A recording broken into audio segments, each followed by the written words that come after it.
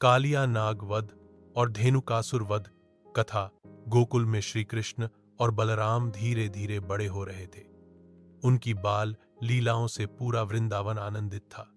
जब श्री कृष्ण कुछ बड़े हुए तो गोप बालकों के साथ गाय चराने का कार्य करने लगे।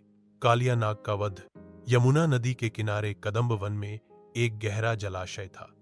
उस स्थान पर कालिया नामक विशाल और विशैला नाग अपने परिवार सहित निवास करता था।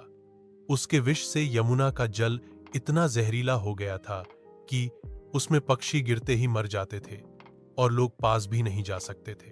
एक दिन खेलते खेलते गोप बालक उसी जलाशय के पास पहुंच गए। श्री कृष्ण ने देखा कि यमुना का जल दूषित और जहरीला हो चुका है। तभी कालिया नाग अपने विशाल फनों को फैलाए हुए बाहर आया।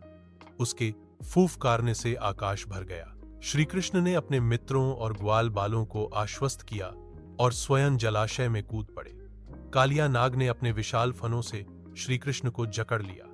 यह देखकर गोप बालक, बलराम और समस्त ग्वाल समुदाय चिंतित हो उठे। लेकिन तभी श्री कृष्ण ने अपना दिव्य रूप प्रकट किया और कालिया के फनों पर चढ़कर नृत्य करना आरंभ कर दिया। प्रत्येक फन पर वे जब जब नृत्य करते, कालिया पीड़ा से कराह उठता। अंततः कालिया नाग पराजित होकर श्री कृष्ण के चरणों में शरणागत हो गया।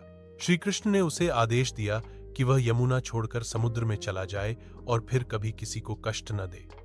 इस प्रकार वृंदावन को कालिया नाग के भय से मुक्ति मिली।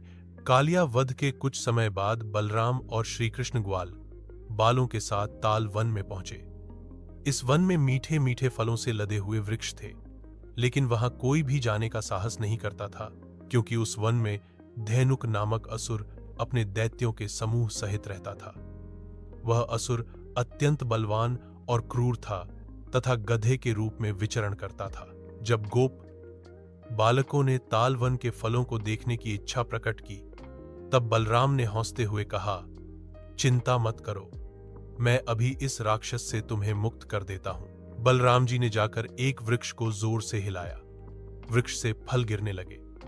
यह देखकर धेनुकासुर क्रोध में भरकर बलराम पर टूट पड़ा, लेकिन बलराम ने उसे अपनी पकड़ में लेकर आकाश में ऊंचा फेंक दिया और फिर धरती पर पटक दिया। उसी समय उसका प्राणांत हो गया। धेनुकासुर के अन्य साथी भी कृष्ण और बलराम के हाथों मारे गए।